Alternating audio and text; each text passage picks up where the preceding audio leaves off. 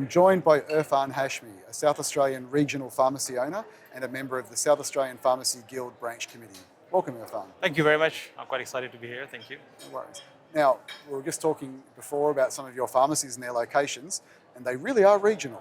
That's right, yes. If you talk about regional, remote, Cooper PD, we have a pharmacy that we operate in region, and that's like a destination pharmacy for a lot of indigenous people who live there, and also the tourists who tour in region, and we're looking after those clients up there.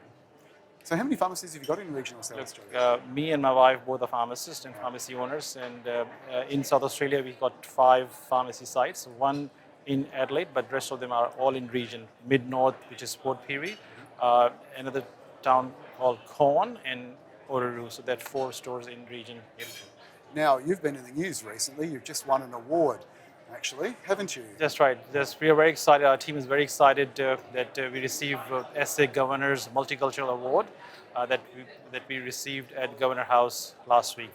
Congratulations. Thank you. Thank you very much. I know you've done a lot of work with reaching out to multicultural communities, haven't you? That's right. Look, being a pharmacist from overseas background, during COVID time, I feel that there's a responsibility of a pharmacist to let other groups who are actually not coming to the pharmacies, especially when the lockdown was happening.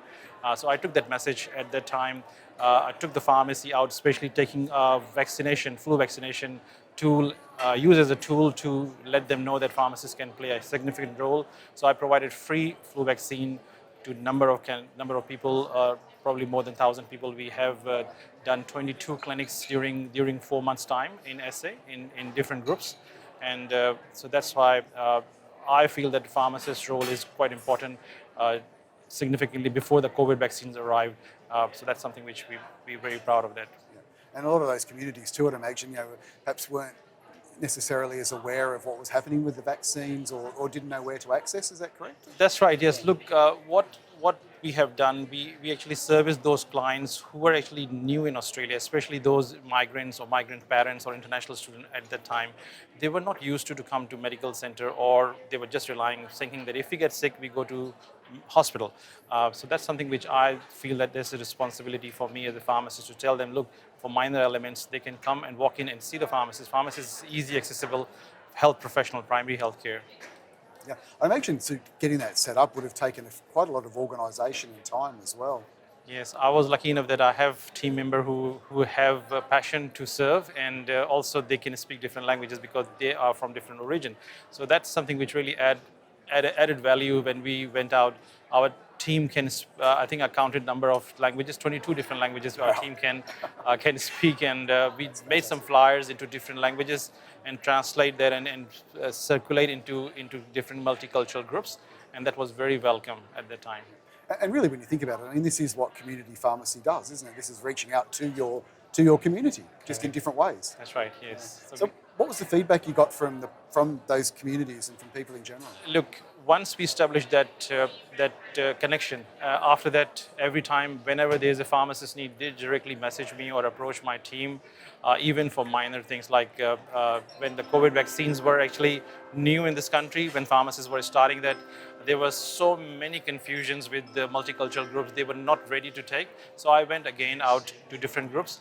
I remember that I spoke to a group of 1,000 people in an audience that COVID vaccines are safe. They can come to any closest pharmacy to get the vaccine. So that's the trust that was developed during that process. So that was really handy. And still we are serving kids vaccine for many of the families who actually think that, oh wow, COVID vaccines can be a little bit difficult, but the trust that we developed, that's really handy. And that's so important, isn't it? I mean, like, that really is a key word, trust and respect. And they obviously think, well, here's someone that's actually, willing to put in the effort for our health and to educate us on our health. And that's then reciprocated by them going, well, that's someone we can go to in future as well. That's right, yes. Yeah. So what's been the feedback from other pharmacists then? What other people been willing to join in? That's right, yes. I've been talking to quite a number of pharmacists in our SA region, and I think those who were interested in servicing multicultural group, they took me on board and they asked me how you manage those,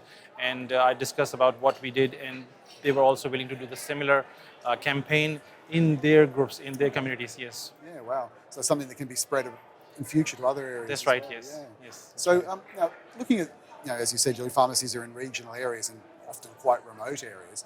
I mean, what are some of the issues you're facing there at the moment? Look, at the moment, the top issue is that workforce issue, which is significant I at would the imagine moment. it would be. Yeah. Yes, significant. Being remote, not many pharmacists willing or students willing to come and work in region. There are many reasons behind that. They want to stay closest to their family. And what we were doing in past 15 years, that whenever some overseas pharmacists coming, they approach for internship. So we were engaging internship program for those new pharmacists in the country. So we were involved in providing 35 internships in last 15 years, and we have trained that many pharmacists. So that's how we manage our pharmacies with overseas pharmacists. At the moment, as you know, the borders just opened. Yep. We were not having overseas pharmacists coming in. So we look forward for that kind of work again, to recruit, and also encourage by your platform that if any employer in Australia willing to fulfill their shortage, there are a number of overseas graduates who pass the CAPS exam, who good English. They can be useful pharmacist, intern, and future pharmacists for them to work in these communities. Well, if there's a resource there that's qualified and ready to work, I mean, yeah, definitely That's right. Yes. bring them on board. And right. have you found those people, when you've given them the opportunity, they've decided, well, I quite like this area, I might stay here? Look, initially, when someone is coming from overseas, they think about bigger cities like Melbourne or cities. So we have no one thinks of Cooper Pedy. No one think about Cooper Pedy. No one think about regional areas. So we have to demonstrate that, look, what we are talking, where we are located, they got all the facilities. They got internet, they got schooling, they got health facilities, they got sporting clubs. So we need to demonstrate that and show them that, look, this is not exactly you're going to be landing in Sydney. You'll be coming to regional and where the shortage is. So they understand that where the shortage is, and many of them, which I have interviewed in recent time, they are willing to work in region. Yeah, that's brilliant. No, it's good.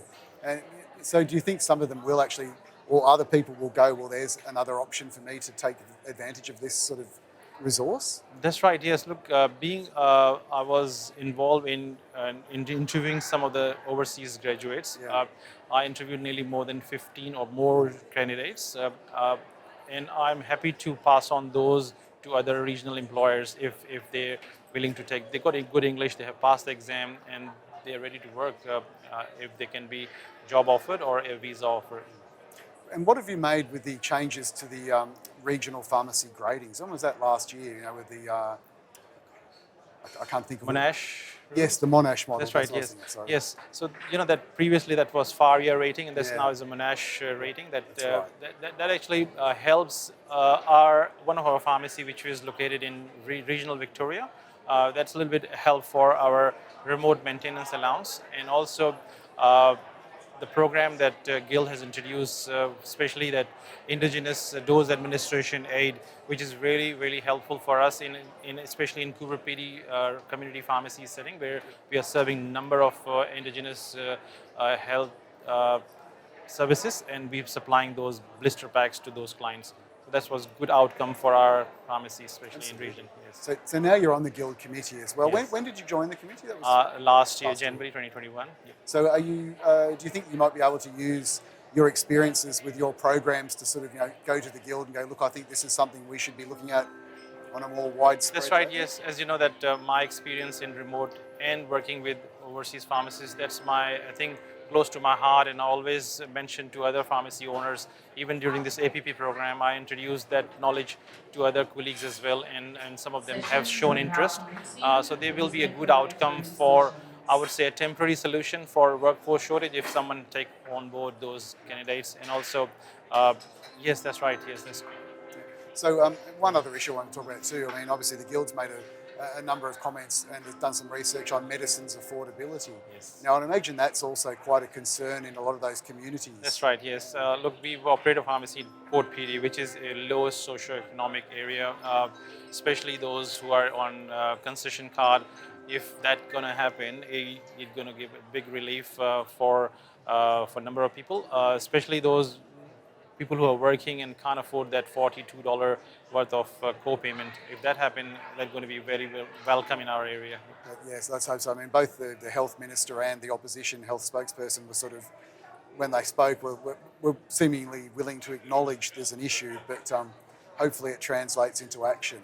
That's right. You know, Yes. the Guild will obviously keep pushing for it. That's so, right. yeah. Yes. And as we know that in South Australia we have a new government, Yes, of and course. they have made a quite number of promises with Pharmacy Guild that we requested, and we're looking forward to work closely with the new government up there. Excellent. No, congratulations again, Irfan. You've Thank done a you. great job, and congratulations on the award. Thank Thanks you very much. Thank you for talking to me. Thank you. Thank you.